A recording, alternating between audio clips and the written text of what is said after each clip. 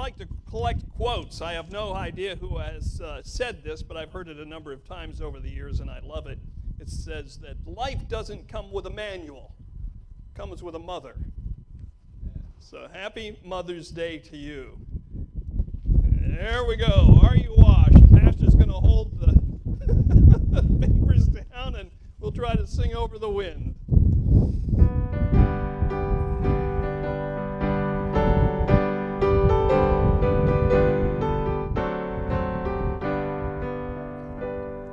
Have you been to Jesus for the cleansing power? Are you washed in the blood of the Lamb? Are you fully trusting in His grace this hour? Are you washed in the blood of the Lamb?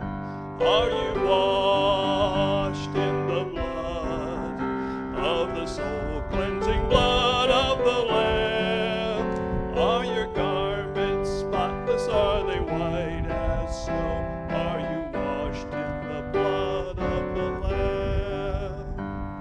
Lay aside the garments that are stained with sin, and be washed in the blood of the Lamb. There's a fountain flowing for the soul unclean. Oh, be washed in the blood of the Lamb.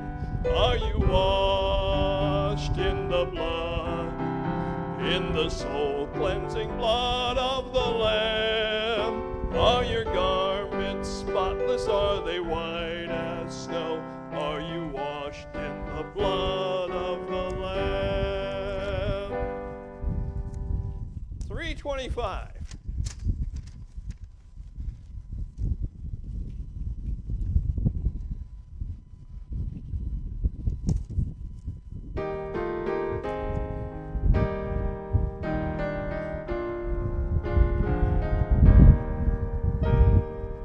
Have thine own way, Lord, have thine own way. Thou art the potter, I am the clay. Mold me and make me after thy will, while I am waiting, yielded and still. Have thine own way, Lord, have thine own way. Hold o'er my being absolute sway. Fill with thy spirit till all shall see Christ only always living in me. Amen.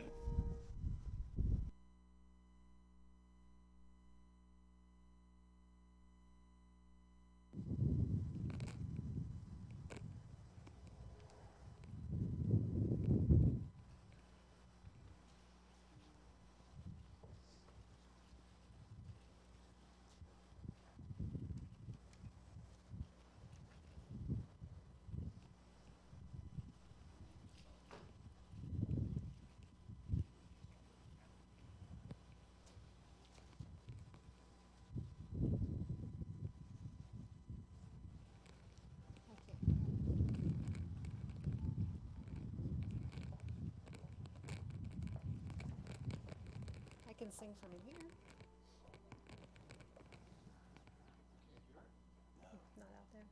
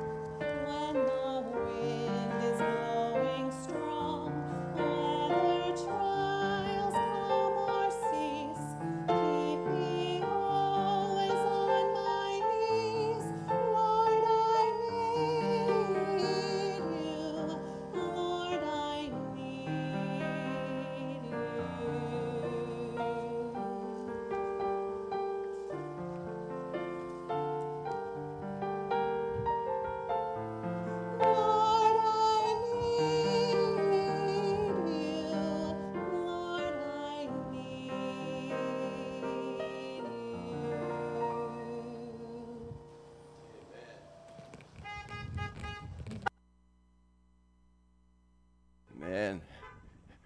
Thank you, Lorinda. Did you catch that phrase in there? Lord, I need you when the wind is strong. You know, we be sure that God is here because the same Greek word that is translated spirit also means wind. And so, see, we can tell that he's here. Anyway, if you will, take your Bibles, if you have them with you there, and turn with me to the book of Hebrews. We're going to take a look at one verse in the book of Hebrews, and I may or may not refer much to my notes because I'm sure my pages will end up everywhere if I'm not careful. Hebrews chapter 11, we're going to look at verse number 4. I want to begin with this statement that everyone will be remembered. Whether we are remembered when we pass on positively or negatively depends upon us. You know, we're going to remember people even if we wanted to forget them, because we don't remember that we wanted to forget them, and by remembering them, we don't forget them. I found this on the internet, and it expresses the view of mothers very well. So let me read this to you. With their words, their actions, and unconditional love, mothers have a profound influence on their children. Our mothers give us life. They nurture us, and they support us as we grow from babies to adults. They teach us, take care of us, and give advice, whether it's wanted or unwanted, and often provide this sort of motherly presence for many years in their lives as well.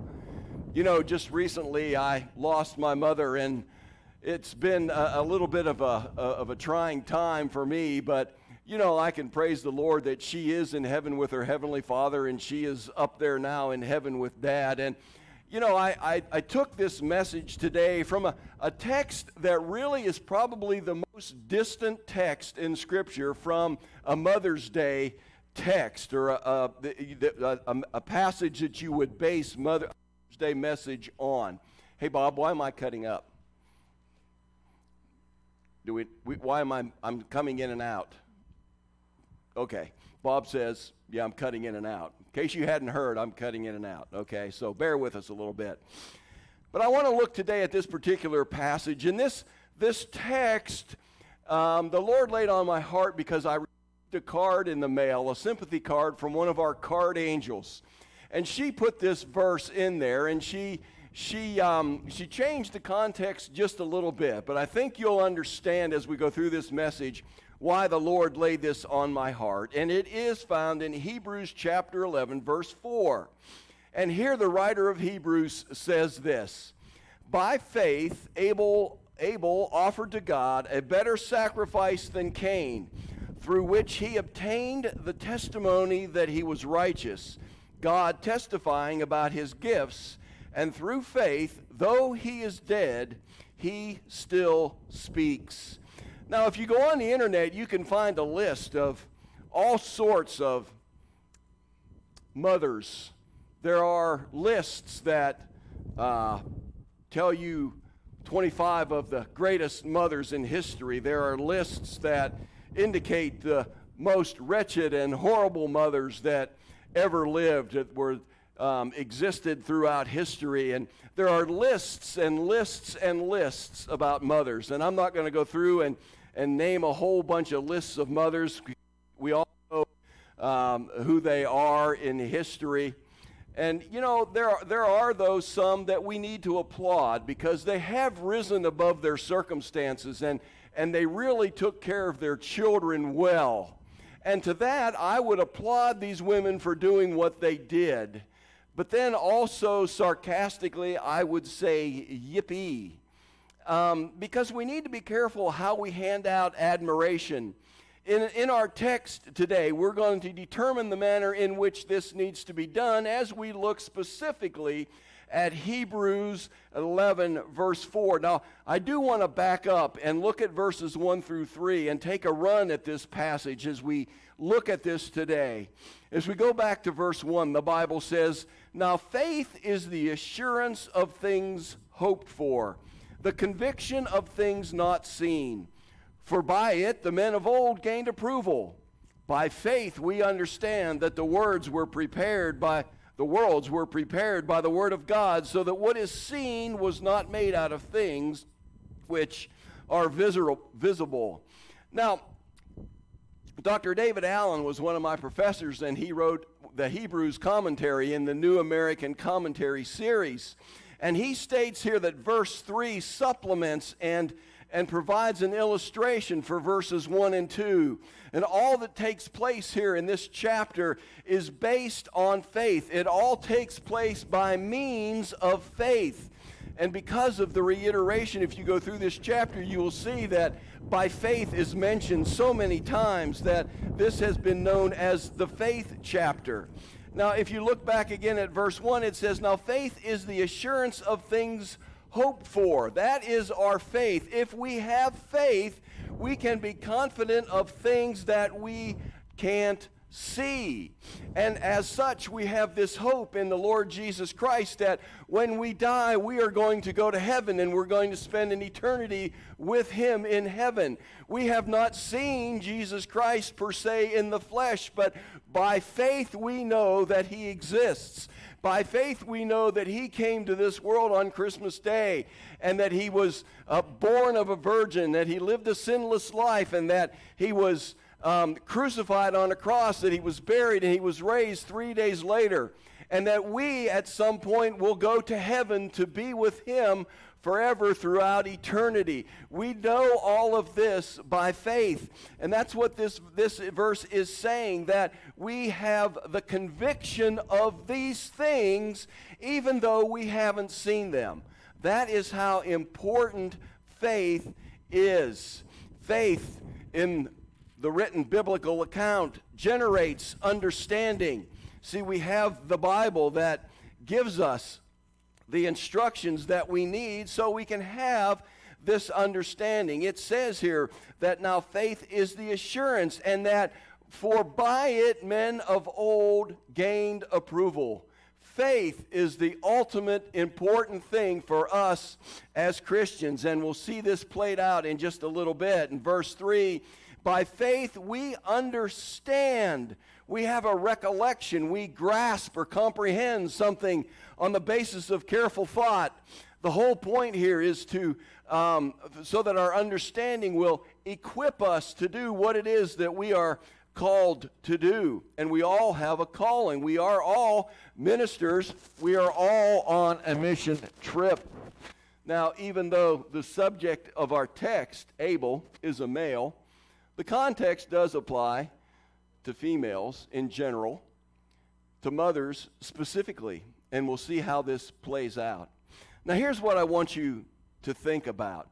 Number one, this is an obvious statement, and I say it every Mother's Day. We are all here because of a mother. And a godly mother is indeed an awesome blessing. Whether that godly mother is still with us or that godly mother has gone on ahead. And that is the point of the text today. See, death causes us to be still, but death does not cause us to be silent.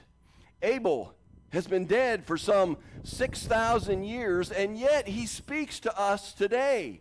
His testimony is still talked about. His witness is still experienced even today. His message is far more important than anything we can learn today from all of the media outlets that we have at our fingertips. Abel speaks to us about his faith. He is the first in a long line of the faithful that can teach us how to live a faithful life. In this illustration, faith is depicted as the polar opposite of works, and it is the only thing that God will accept to save fallen man. Faith is the only thing that God will accept. Now, since Adam and Eve lived in God's presence, they had no need for faith. Even after the fall, they had the memory of the special relationship they had with the Creator. Abel's generation was the first to have faith, and Abel himself was the first man to have faith. Because of his faith, he offered a better sacrifice, which led to his obtaining righteousness, which still speaks today. Because of their sin, Adam and Eve were expelled from the Garden of Eden. They surrendered their right to be in God's presence. But even so, God's grace promised a way back. And it is because of God's grace, more clips. It is because of God's grace that we have a way back. Sin resulted in a curse, which in and of itself necessitates a redeemer. One commentary said, while judgment was being executed, mercy was being offered. God does not just let us hang out there and be lost, destined for an eternity separated from Him in a literal lake of fire. God has provided a way out for all of mankind. Now I want you to consider both Cain and Abel. Both were conceived after the fall. Both were born outside the Garden of Eden. Both were born into sin. They were the second and the third men to ever live on this planet. Their natures, their capabilities, their limitations, and their inclinations were the same as ours. There was no difference. Now, the first thing that I want you to see today in our text, the first thing that I want you to see in our text today, and I didn't put an outline in the bulletin because I didn't have enough room, but there are three things. The first thing that I want you to see is the worth of a godly mother. And we can make the connection in this verse. See, if we follow the way of Cain, you will be remembered. We all remember Cain, right? And people that we know of, family members and friends and even acquaintances that have passed on and are no longer part of our lives because of death, we all remember who they were. Cain was the first apostate. He did not acknowledge his sin, nor did he obey God by bringing the sacrifice that God required. If you go back and you read the account in Genesis 4:4, you will see how this plays out, and you have a better grasp of what it is that Abel did correctly. See, Cain knew what God demanded, as did Abel, but Cain wanted to worship God his way. He wanted to worship God on his own terms, and that does not work. Hence, God's rejection not only of Cain's sacrifice and his offering, but of Cain himself. Now, what a crushing blow that would be if I was rejected by the Lord Jesus Christ because I was disobedient. But so many in the end times will be, because they are not obedient. They don't accept Jesus Christ as their Lord and Savior. They don't repent of their sins. They don't realize that they have a need for a Savior and they have to be redeemed. And thus many will spend an eternity separated from the Lord Jesus Christ in a literal lake of fire. For Cain, salvation had to be earned. It was something for which he needed to pay. Cain's offering was from the earth, the result of his toil and his efforts, the results of the perspiration of his brow. It was something that he knew he had to give an offering, so he would go out and grab whatever that he had available to him, and he offered it to the Lord. In Jude 11, the Bible says, "Woe to them, for they have gone the way of Cain, and for pay they have rushed headlong into the error of Balaam and perished in the rebellion of Korah." And if you take a couple of minutes when you go home, you can look up what Balaam did, because, he was summoned by the king to curse Israel. But God didn't let that happen. God spoke through, you ready? God spoke wisdom to Balaam through, okay, here it comes, you ready? Through a jackass. Yeah, see? God can use anything or anyone. So we can see how Balaam went the way of Cain. And Korah, as a descendant of Levi, was a leader in the rebellion against the leadership of Moses and Aaron. See, even today there are all kinds of people around that operate under the guise of religion, even the Christian religion, those people who deny God. If we look over in Romans chapter 10, verses 2 through 4, we see Paul says this, "For I bear them witness that they have a zeal for God, but not in accordance with knowledge. For not knowing about God's righteousness and seeking to establish their own, they did not subject themselves to the righteousness of God." In verse 4, "For Christ is the end of the law for righteousness to everyone who believes." See, we can go through the motions and we can pretend and we can give the appearance that we are pious and godly and that we are righteous Christians, but it is only an appearance. We don't have what we need in our hearts and within ourselves. Excuse me 1 minute while I try to make these pages do what I want them to do. Cain was a hypocrite. You know, he only was out for the way he would look when he did his religious acts.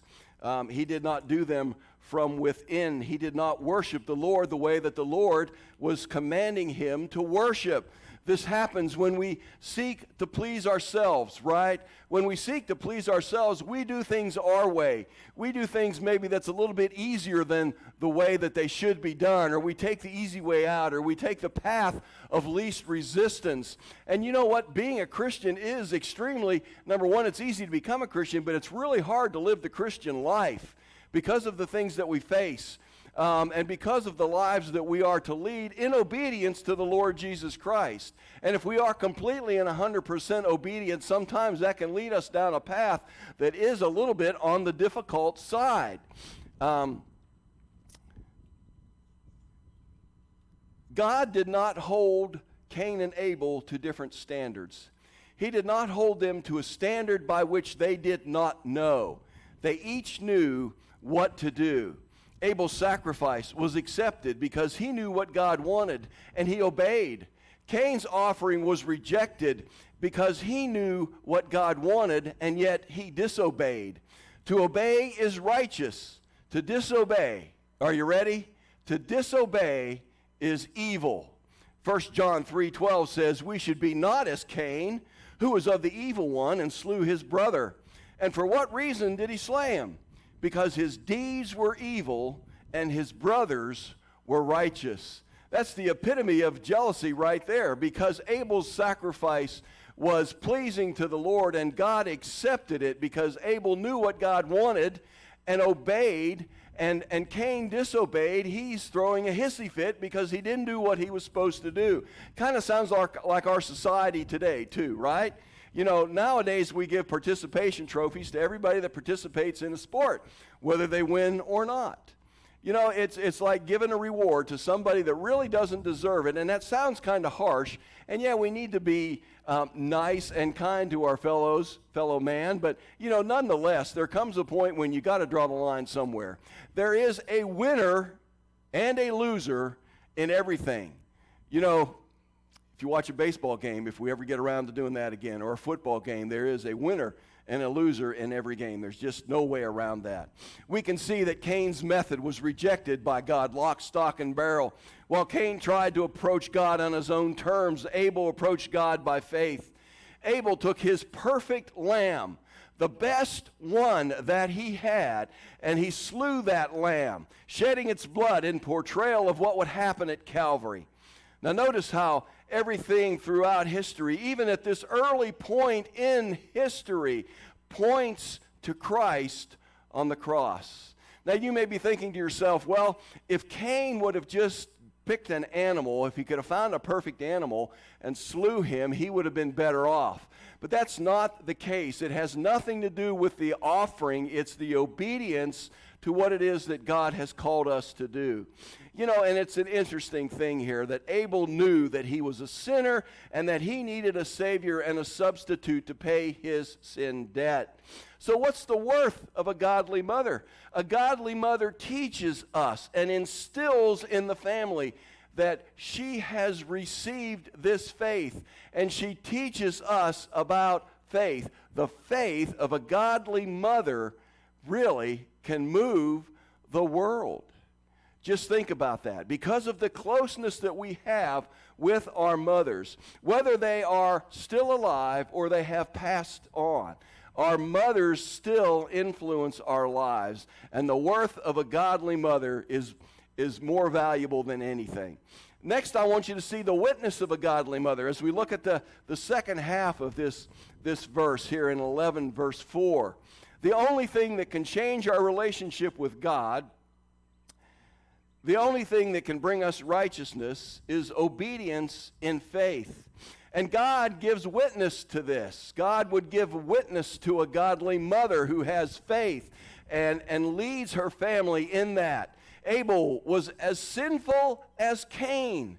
Whether Abel was more likable, more dependable, more honest, or whether he was better looking, it does not matter. The only difference was the way the sacrifices were made. True faith is always obedient. We must be careful not to reverse this order. See, obedience will not produce faith. Faith comes first. It is a gift of God. Faith comes, and as a result of our faith, we will be obedient. If we proclaim faith in God, such proclamation will play out in obedience to God's word and not a disregard for God's word. Any faith that does not work or is disobedient is no faith at all. And that's clearly pointed out in the book of James, if you want to go read that over there. See, Abel was counted righteous, not because he was righteous, but because he trusted God.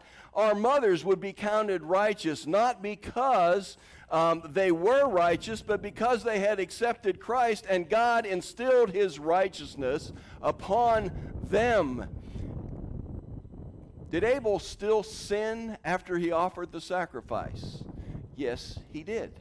Did he still have problems after the sacrifice?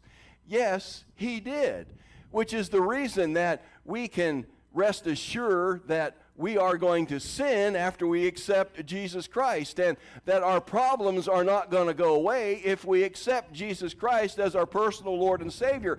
This is certainly not a name it and claim it message, because if you accept Jesus Christ, your problems may get worse. Amen? Sometimes that happens. God will use you the way he sees fit. Abel obtained the testimony that was practical and permanent. A worthy mother, one that is a witness that God will testify to, has received this as well. Abel was righteous because God declared him to be righteous.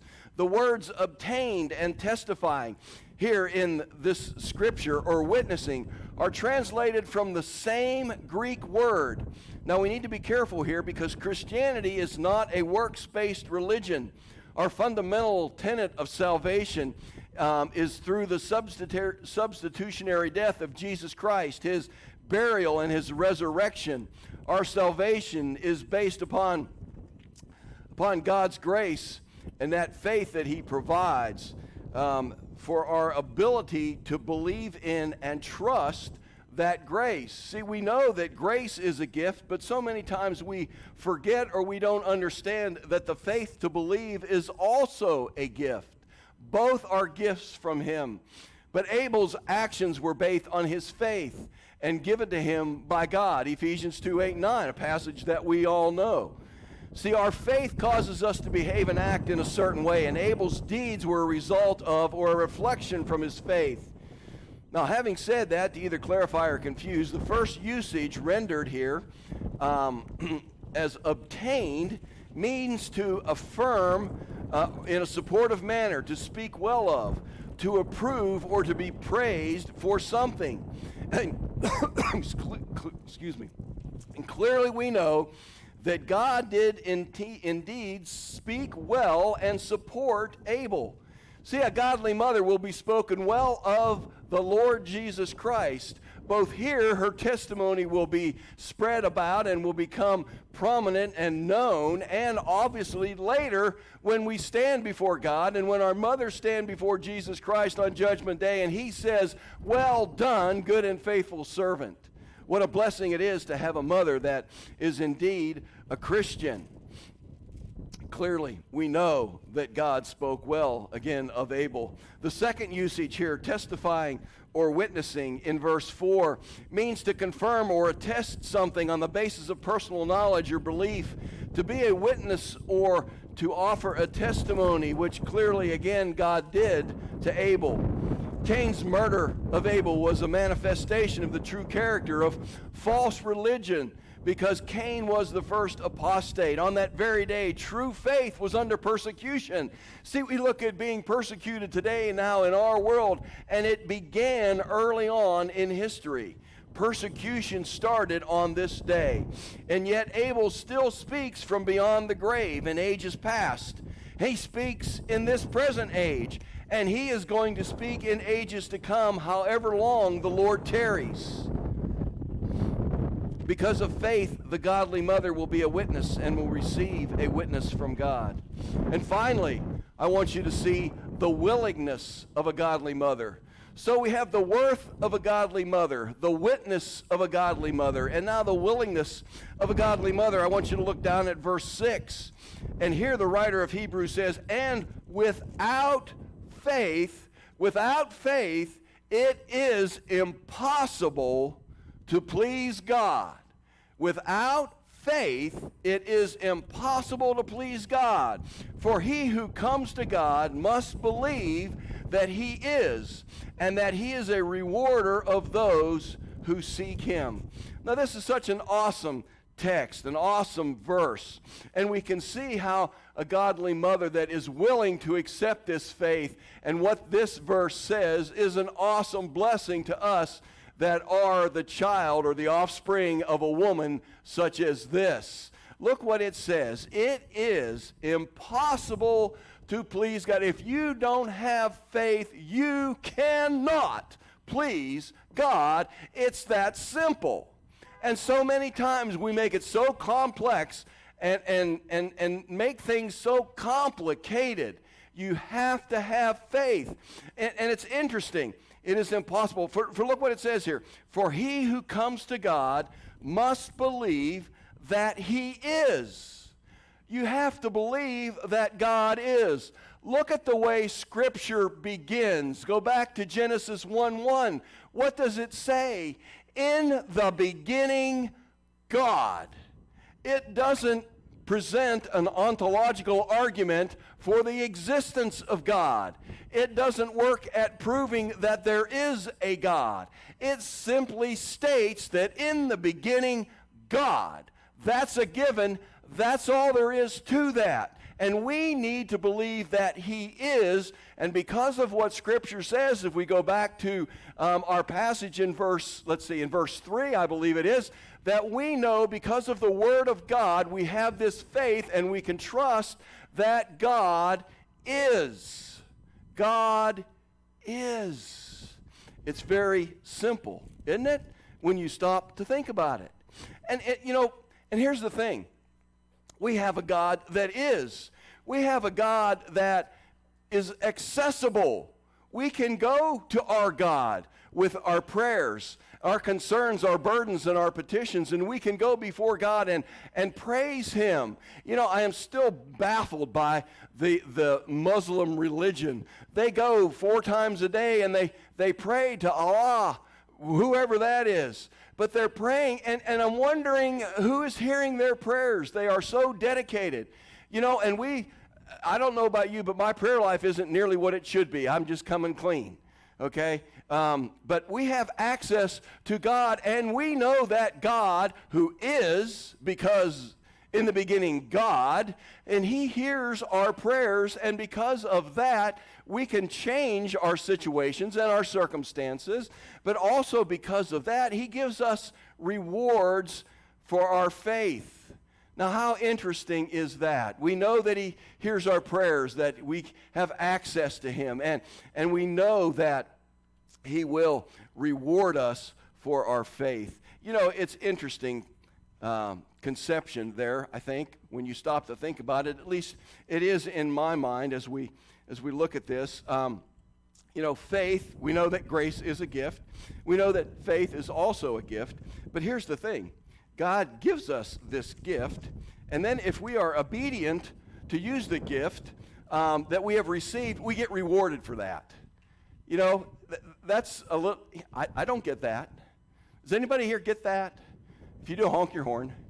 Okay, didn't think so. I don't understand that. It's a gift and we get rewarded for that.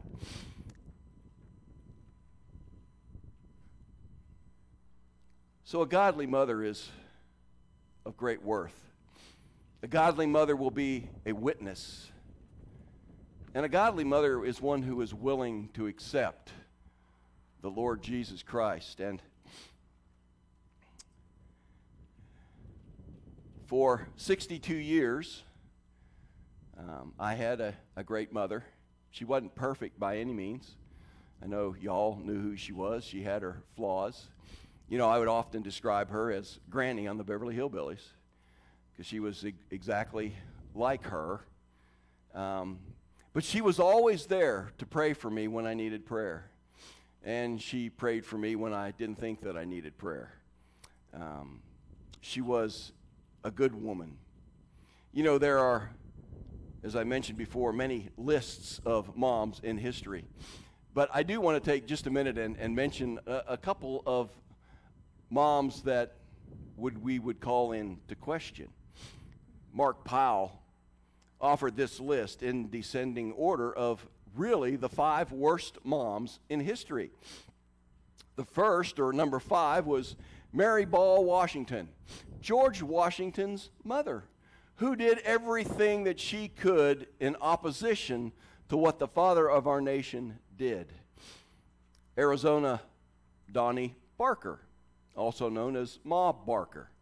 Mary Ann Cotton from the UK, who poisoned and killed 11 of her 13 kids. Zerelda Elizabeth Cole James Sims Samuel. I'd like to see that fit on a check, wouldn't you? Jesse James's mom. And then, of course, there's Mama June from Here Comes Honey Boo Boo. She is number 1 on the list of all time's worst moms, and, you know, that's really a given. If you know the show, you can understand. Enough said. Now, these women will all be remembered, whether they're still alive or even after they die.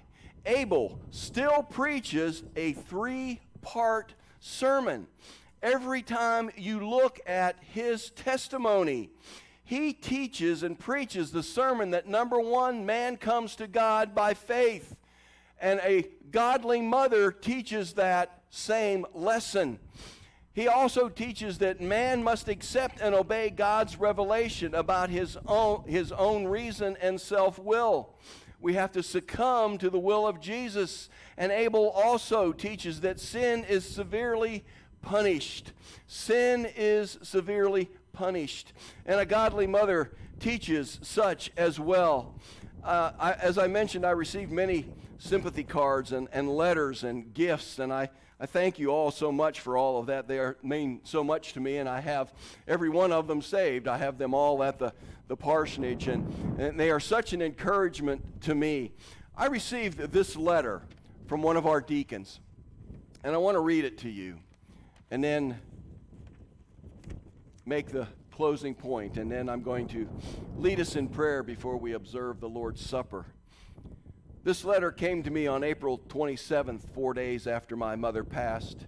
Dear Pastor Wayne, I am very sorry to have heard that your mother, Ruth, has passed away. Mothers are very special people in our lives. They know us and are with us constantly before we are born.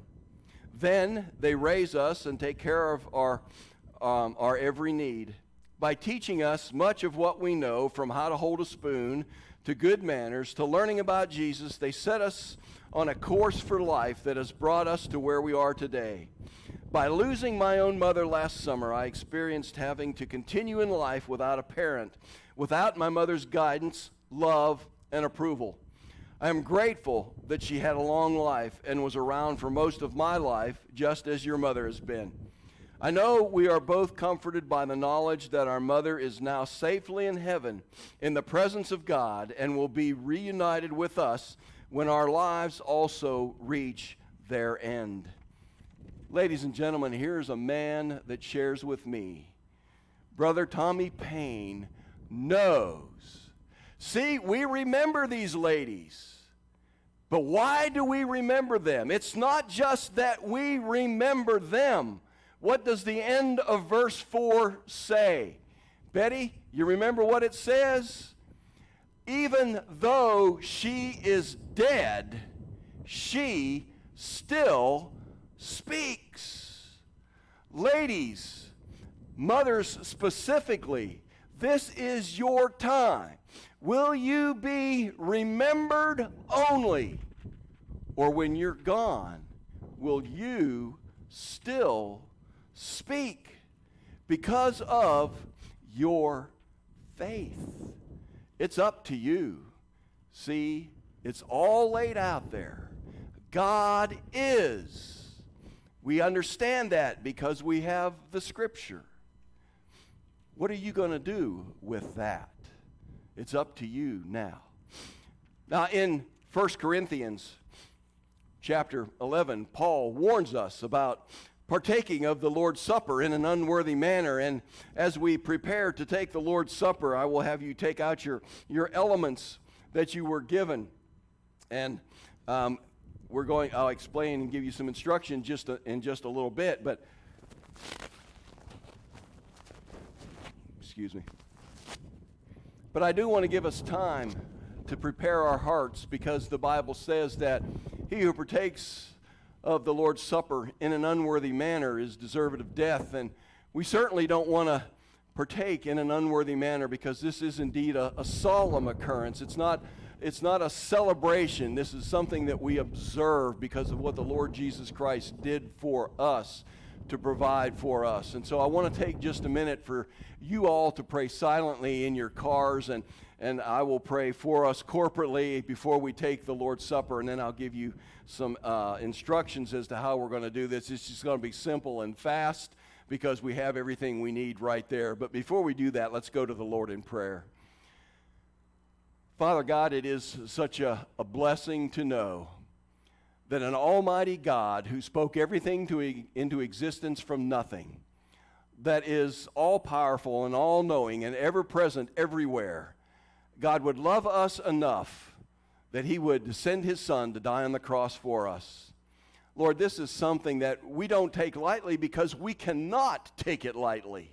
It makes no sense for us to disregard what it is that you have done for us, the way that you have provided for us, the way that you have dispensed grace upon grace upon grace and given us the faith to believe, Lord, that we would be able to be obedient to you, that we would understand what it is that you want us to do. And so, Lord, now I pray that if there's any unconfessed sins in our hearts, Lord, whether we know about it or sins that we don't know about, I pray that you would forgive us, Lord, because we can come directly to you. We don't need an earthly intercessor. Lord, we can come right before the throne of grace, and what a privilege that is. Lord, we thank you for that. And I pray now, Lord, that we come to you clean and holy and just as you are. In Jesus' name, amen.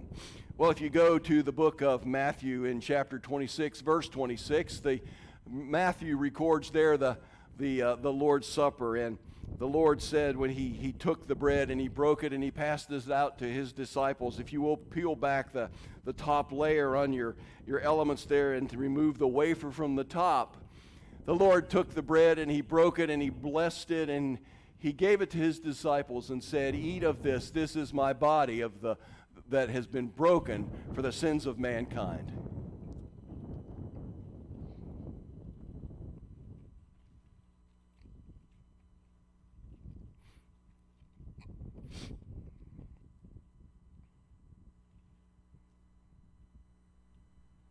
Father, we can't understand the agony. It's not something that we can imagine even, what you went through. Lord, we know pain and we know torment, but none of us have experienced the weight of the sins of all mankind on us. And Lord, we know that you bore the sins of mankind.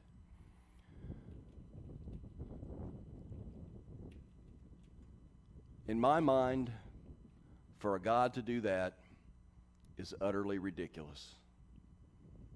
But Lord, you did it because you loved us. And because you first loved us, we now can love you. We thank you for that sacrifice in Jesus' name. Amen. If you will now take the cup and peel back the little foil part of the top of that there.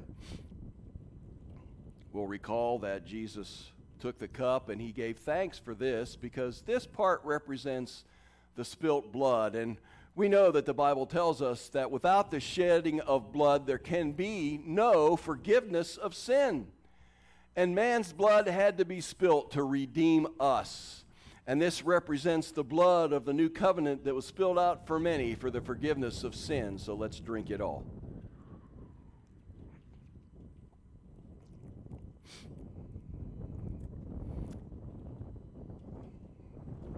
As Brother Joe and Brother Brad come to lead us in our closing song, we know the Bible says that Jesus said when they were through with the Lord's Supper that he would not drink again of the fruit of the vine until he drinks it on that day with us, new and afresh. And that is a blessing that we can look forward to. I pray that we contemplate what it is that the Lord has done for us. All of the blessings that the Lord has bestowed upon us, none of which are deserved. But what a comfort it is, isn't it? Are you all not excited if you're here today? If you are a believer, how can you not be excited? Amen. About being a Christian. We have nothing. President Roosevelt said it, there's nothing to fear but fear itself.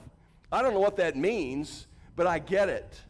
Because we can go forward in confidence, and we have the love of God with us. Now, when we're done singing, we are going to be dismissed in an orderly fashion. This is not the start of the demolition derby at the Canfield Fair. I thought maybe I'd get something from, I get a ha-ha over there. Okay. We're going to remove those cones down there. When you leave, Brother Alan Scullion is going to be standing down there with the offering bowl like we did last time. And then Brother Lynn Ritchie and myself are going to be down there. So mothers, make sure that you stop and get a little flower from us, okay? Now, I watered them yesterday, so take them home and water them again, okay? I didn't want to water them now and then have you take them home wet. So make sure that you do that, okay? So, all that said, now let's get godly again. Brother Brad, come and lead us in our closing hymn. God bless you all.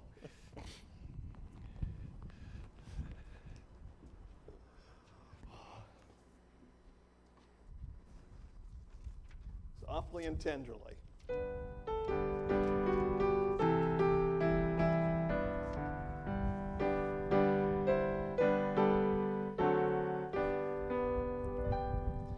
Softly and tenderly, Jesus is calling, calling for you and for me.